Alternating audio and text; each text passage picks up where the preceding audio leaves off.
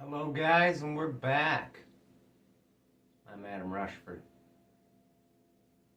It's nice to meet you. So, do you know what this is?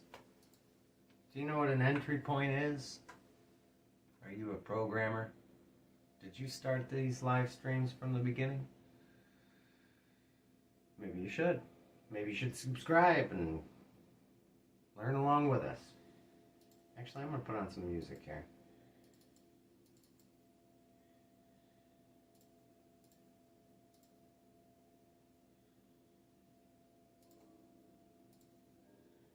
Let's take a look. Oh, the music's not working. Why is the music not working?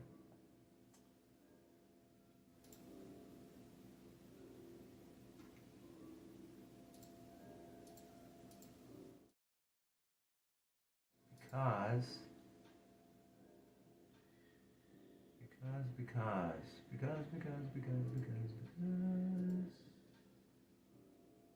Huh. I'm not getting my music.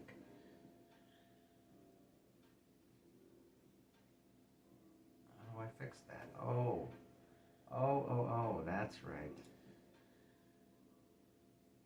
That's right. Need to change it here.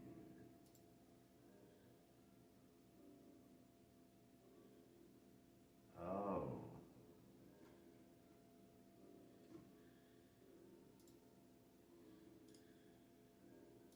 Okay.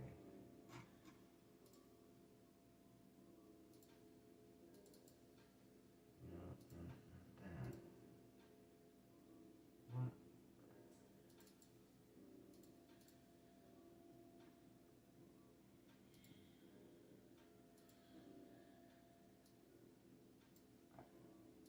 Huh. Well, this was a bad way to start off. Let's see here. I don't understand.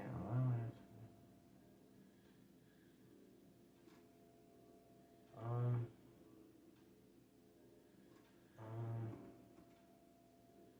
it's not the mic. What is going on here?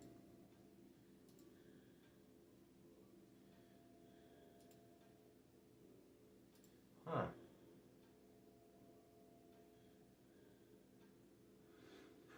Audio problems today. Anyway, int main. We're making an int main. What if you could just tuck the int main into a library, right? Wouldn't that be nice? What if you could just do nothing and get everything? Okay, we got a console. Okay, what is procedural programming, right? Well, that's where you have a couple of entry points here, and you get the last one because it goes 1, 2, 3. It's procedural. So what if I told you don't need the main? You could just stuff it in a library. Okay? But what if you don't even need that? What if you could just have it run itself?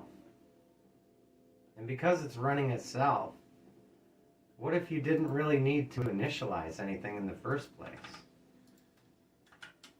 Because it just runs as soon as it's included.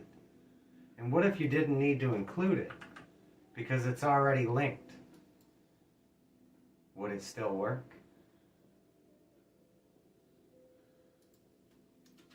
That is Almond Core. It's an entry point library that handles all that for you. It's also the core of a 2D game engine, well, not a 2D game engine, but a game engine core. A modern C++ 20 game engine core. And basically the way it works is, if you wanted to make your own instantiation of it, in other words, you want to choose what size the window is, whether or not it's all the other functionality of it. What's in entry point? So entry point is just a class with the window height and title, and it creates an entry point cross-platform. So what is entry point cross-platform? Well, that's a base class that contains in its implementation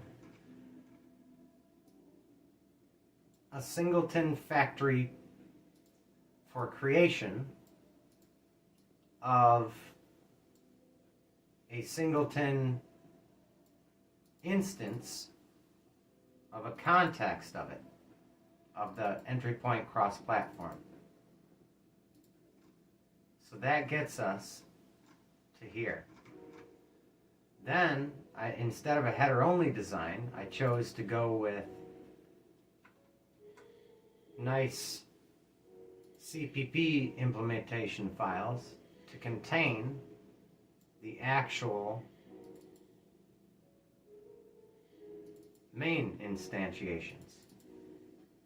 But I made a headless version so that you could use Windows Desktop,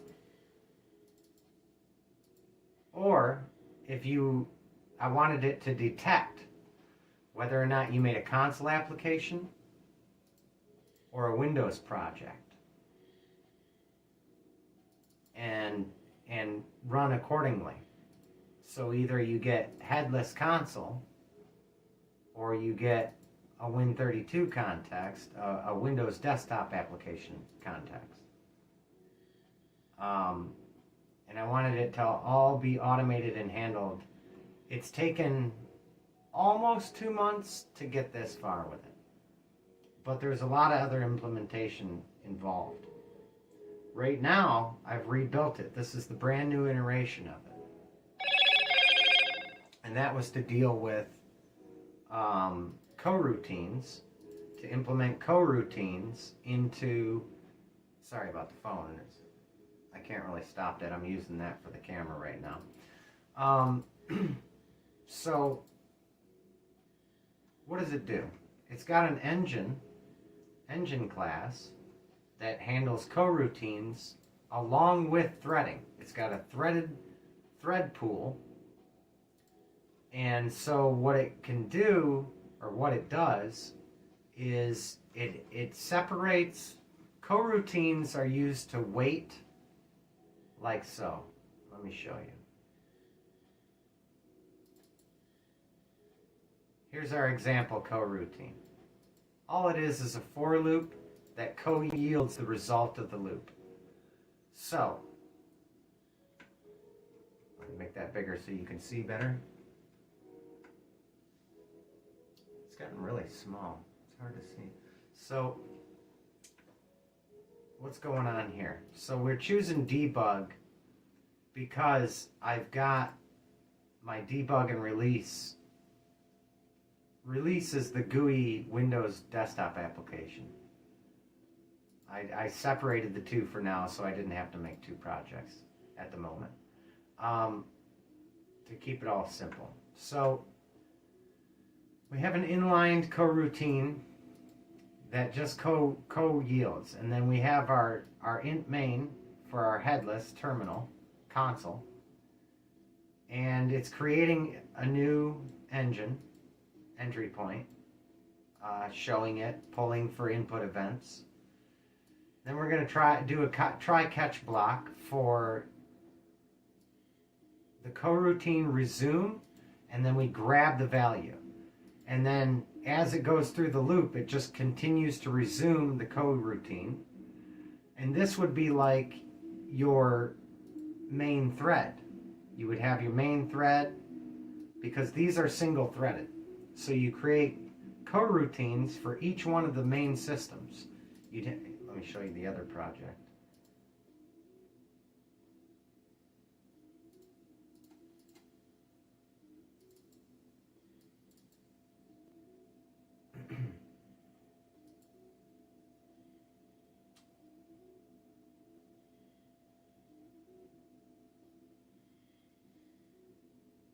So this is the released version of Almond Core as it is right now, minus all the rendering. So we'll just get rid of that. Okay, so you have the engine, but you don't have the cross-platform abstraction. I have to implement the re-implement the event manager. The input system is already implemented. And it actually handles the Windows desktop callbacks as well now. I need to re-implement the logger, the movement event. The rendering system, that's what we're going to be handling next. The scenes, I have to flesh that out more. And utilities. The entity component system. The physics 2D, because I want that to be a part of Almond Core. It might as well be. It has everything else. There's another thread pool that has to be implemented, the original thread pool, that put the timing in the wait for EQ. And then we'll get to something like this, where we can access each of these systems and implement and initiate them however we like. And we can create games with them. If we want to create an event, you just create a movement event. It's within the engine, okay?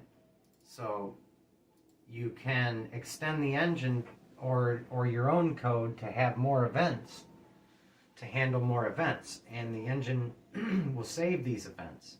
It's event-based saving. So this can handle like software, like let's say you're building Photoshop and you want an undo function. Well, undo is a big part of, hi guys, it's a big part of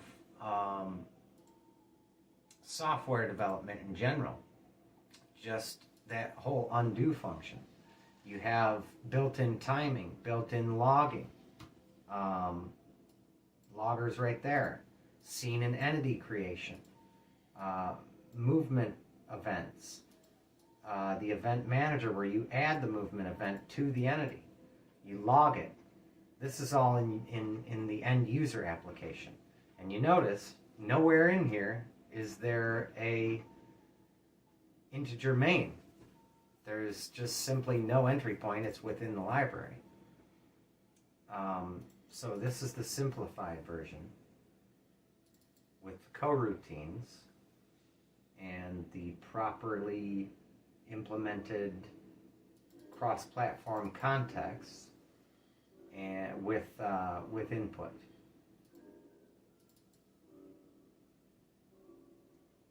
And the cross-platform abstraction right here. I also want to start using the pre-compiled headers. I don't know how that works on Linux. I've got a VM, what is it? Not VMware. It's, which one do I have?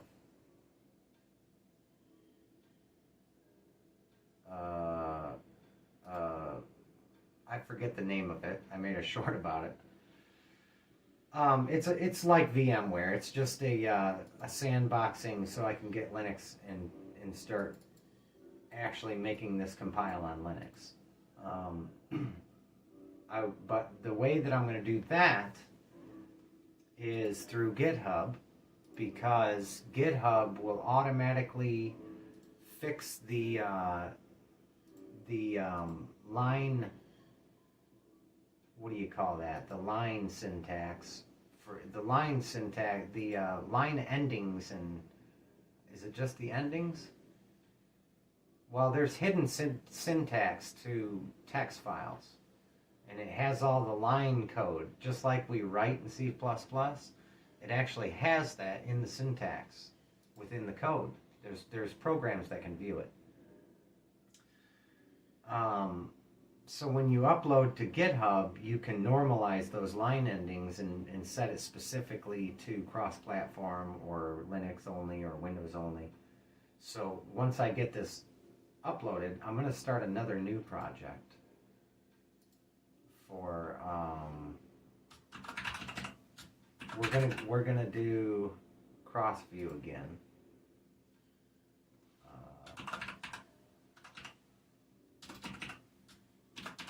Because it is a x64 cross-platform.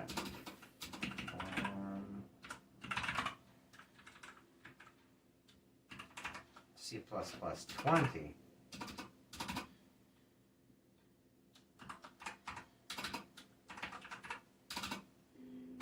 Oh, can't type today. Okay, C++20.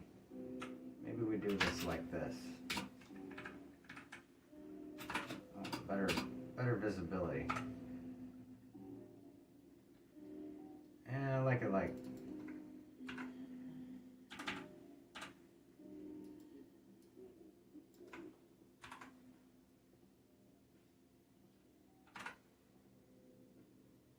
I can live with that. Okay. Should we say cross view? No. Cross view.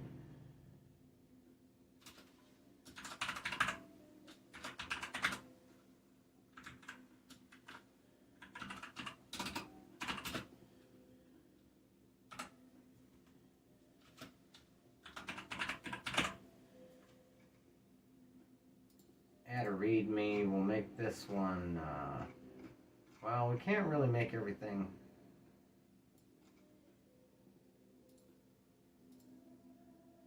Let's just go ahead and make this one Apache also.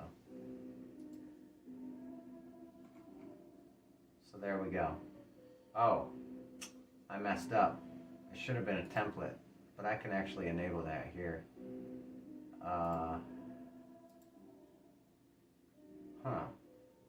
Should I enable as a template? Yeah, I probably should, huh? You don't want to fork this. Anyway, you want to template it. Yeah.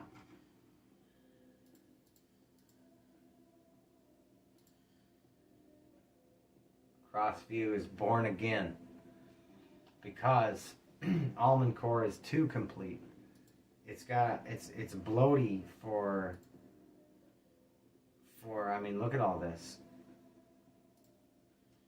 That's pretty bloaty for just a entry point library. So I wanted to have a separate that's just the entry point. So instead of all this nonsense, it'll be this nonsense. Yeah. There'll still be, see, there's a lot more files that go into it, so this is the basic entry point. And then from there, you upgrade to Almond Core, which gives you the core of a game engine. And then from there, you upgrade to Almond Shell. You'll add plugins and hopefully my GUI. And from there, you'll upgrade to Almond Engine that has all of this implemented. It'll be a full 3D modern game engine for x64 and C++20. I'm proud of myself for getting through all that. Okay. So, earlier I did the same exact stream, but my audio wasn't working again. Camo Cam, or whatever it's called, did me in again, so. But you actually don't need any of this. All this allows you to do is create your own. So this might not even have, yeah, I guess it's creating that internally. So yeah, but anyway, so it works like this. It goes into entry point. Entry point creates a cross-platform base. When it creates it, it does it like a factory, and it returns an instance as one of its inherited members. The entry point the actual OS entry point context. So that's what it returns. So creating an entry point is the exact same thing as creating one of these. It's kind of nice how it did that. I didn't particularly write this code. I did shape it. I half wrote it. Maybe I'm 80-90% of it, and GPT's the other 10 or 20. Let's go with that. So, it sounds good anyway, right? So, this now also, because I've been fiddling with it all today, another reason why I haven't streamed for a day or two, because I was fiddling with this earlier. I was going to stream early this morning, and I just kind of want to show it off on cam so you can replicate, but it's really not. It's really not showing up right. Like, it just cuts, if I go big enough to where you can see it, it just cuts it off on the side. But,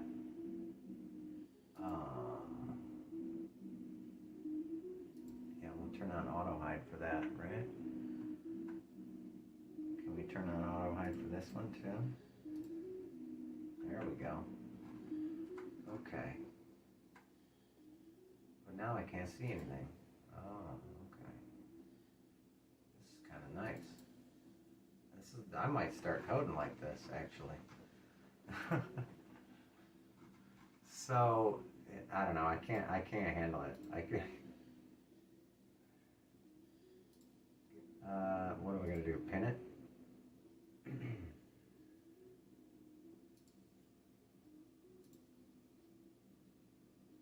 Yeah, I can't handle that. Okay. So, basically, headless is the console version. And the way I handled that was this fancy is console application. Now, I put this in utilities and I made it cross-platform. So, this right here is the Windows call. See that?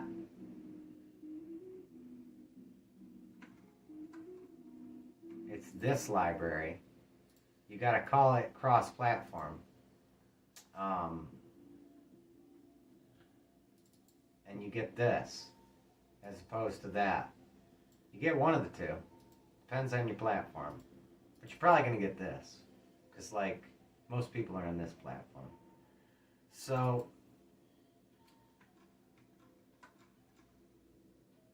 yeah. I'm not hip about these locks and mutex and thread pool. This is not my thread pool. So we're not going to look at that. But you can look at the coroutines. AL coroutines. It's just a coroutine class that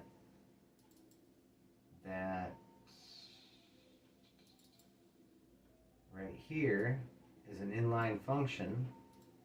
It just calls to the coroutine as a function. I guess that's what this is doing. Let's see here.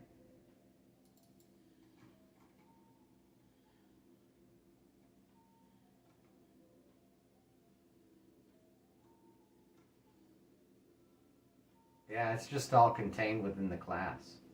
So if you create a coroutine class like that, you can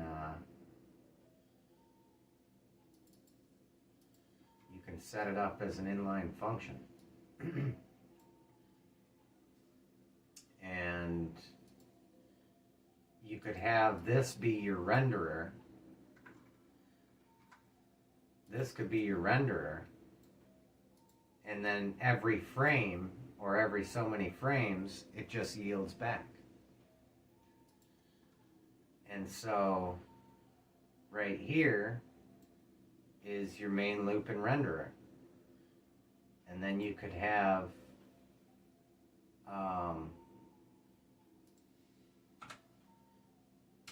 more right next to it. You could have your physics system right here.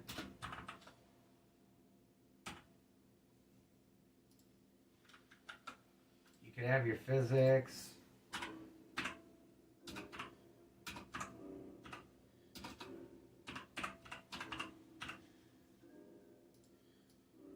You could have, let's say the main thread is the render and input thread, so you don't necessarily need a coroutine for that. It's on the main thread. And then you have a coroutine for physics or AI. Let's say this one's AI. And then we have one for physics. And we have one for, how are we going to do this? Let's see. I forget already. We were going to run, we were going to run threads off of one of them. And then we were going to run we've got AI up here. What's this one? Let's see. Physics, AI. And I closed the other engine. Why did I do that? Why did I do that?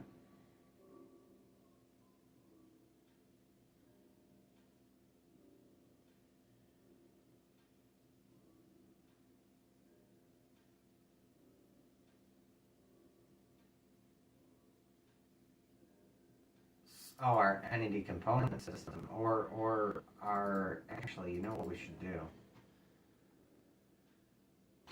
Let's see, we should run event manager, entry point engine, rendering, input on one thread. Job thread's another system. Logger can be on that same system. The resource manager is going to need its own, sort of its own thread. It's going to spawn off asynchronous threads of its own.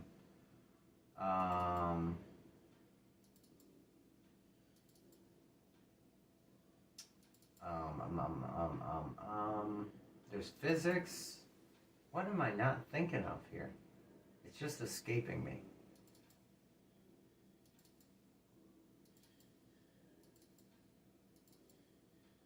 But you want, especially with something like IMGUI, you got to run it on the same, it all has to run together. And you end up with these enormous files. And that's one reason I don't even want to use it. Because, first of all, games don't require as extensive of a GUI portfolio in the first place. You don't need as many canvas items. You don't need as many GUI elements, widgets, to accomplish the task. Games just don't have that much GUI. I mean, imagine, like IMGUI is capable of creating like all this stuff up here. Games don't need all that.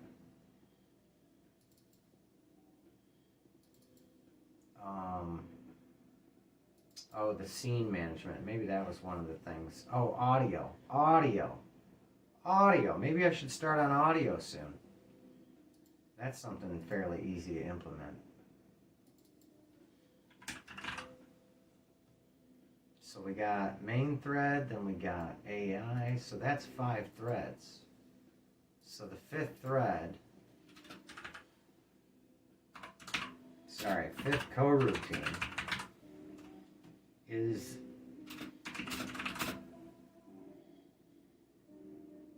the I'll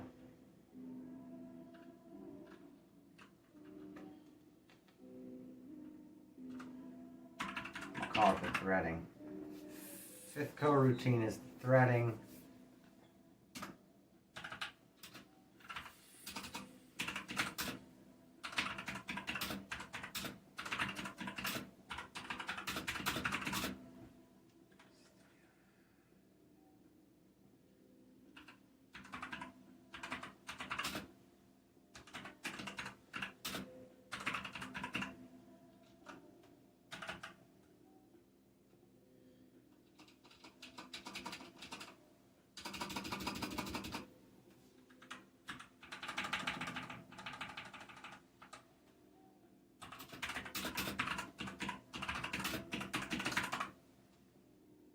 Now, the simple fact of the matter is that quad cores are just not equipped to handle what this thing is going to be capable of.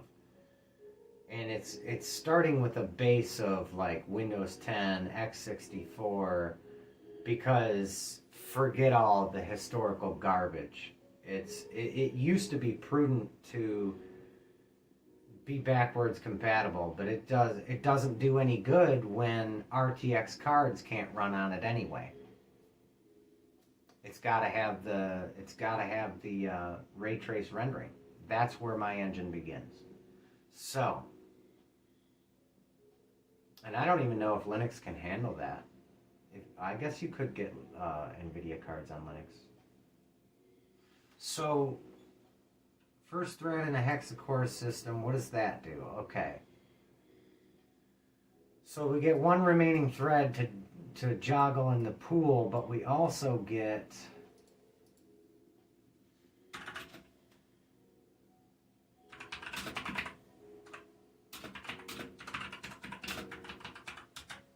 we don't want to do any more than twice as many threads, period. I just didn't get good results with anything over twice as many threads as my cores. So, how many do we need in the thread pool? We need at least 5. And I say 5 because I, again, want to leave one out of the thread pool. But we're actually running off of a free thread and the remaining used threads, which is not necessarily good, but the operating system should manage this the way I think. Because it doesn't matter. Unless the main thread locks it out completely, and it does use 100% of it, but that doesn't mean it's locked out. So, how many in the thread pool? 5. But, and that always leaves us one remaining extra thread, basically. But,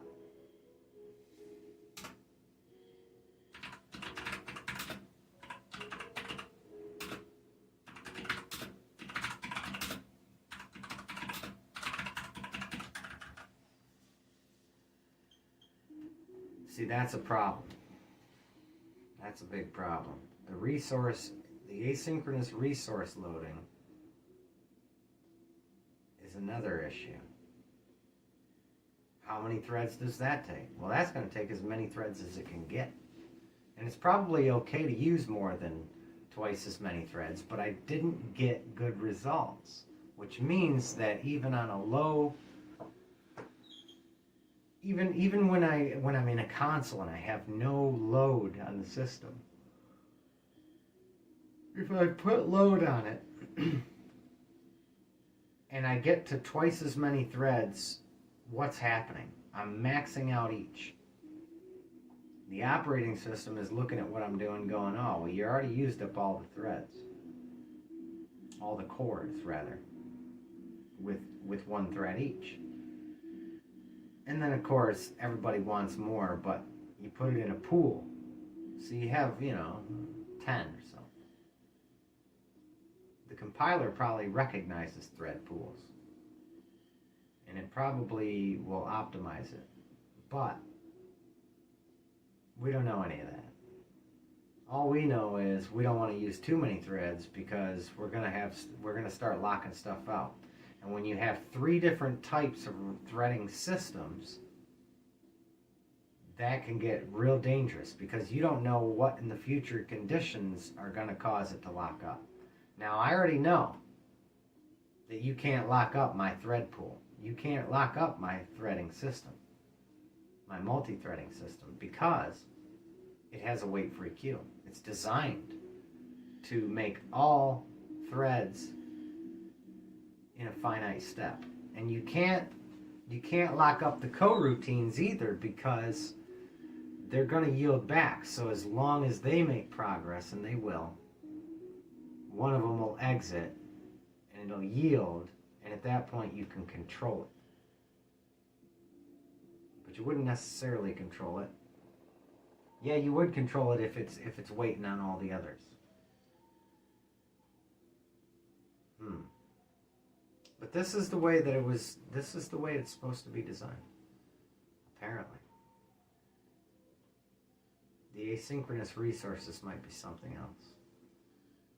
Probably we can load the asynchronous resources either as a job in the thread pool or a special job as an asynchronous task.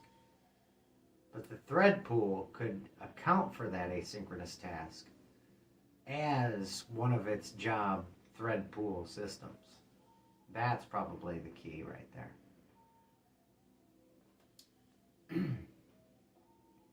Well, if we continue talking about this, either I've got to go on break or I've got to end the stream. And it's starting to get late in the day. There's a certain time of day that I can't really stream. So I think I'm probably going to end it here. I've pretty much shown everything that you can even see at this zoom level with all the junk on the screen. This is all going to be uploaded to my GitHub anyway, so.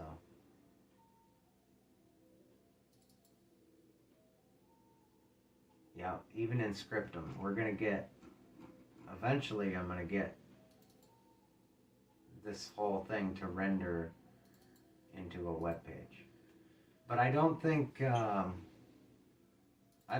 can use Vulkan. You got to use like JavaScript engines or something. That's going to take some research. That part I haven't got to yet. But everything else. It's been months, people. It's been months. I've been working on this. This right here, I've been working on for a month and a half. This right here, which was built before that, I've been working, well, technically this was built just the other day, but the systems involved with just the entry point took a month and a half.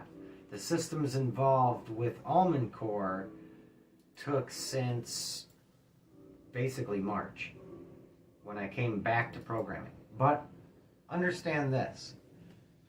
These could be, possibly, I'm not going to be the judge of it, but these could be the best C++ videos out there. Some of them. Some of the best C++ videos for entry-level people to go into something like this. This could be some of the best. So, if that's true, I didn't know anything about C++ 20 in March when I began this. When I started writing all this. And I had been gone from programming for years and years. I might have fiddled with it here and there just for a second, but I hadn't programmed for 10 years. I've only got about 5 years of real experience. Back with C++, I think it was 14 at the time, C++ 11 and 14. So that's where I began. And the friend identifier was, it just killed everybody, apparently. So, my name's Adam Rushford. It's been fun. It's been real. The stream didn't drop frames this time. That's good. That's good. Appreciate that, YouTube. It looks like the music's not working, but I had everything shut off. I had to reboot the computer. I had to reset up everything. I'm not sure which setting turns that on, but I'll figure it out. Until then. Oh, wait.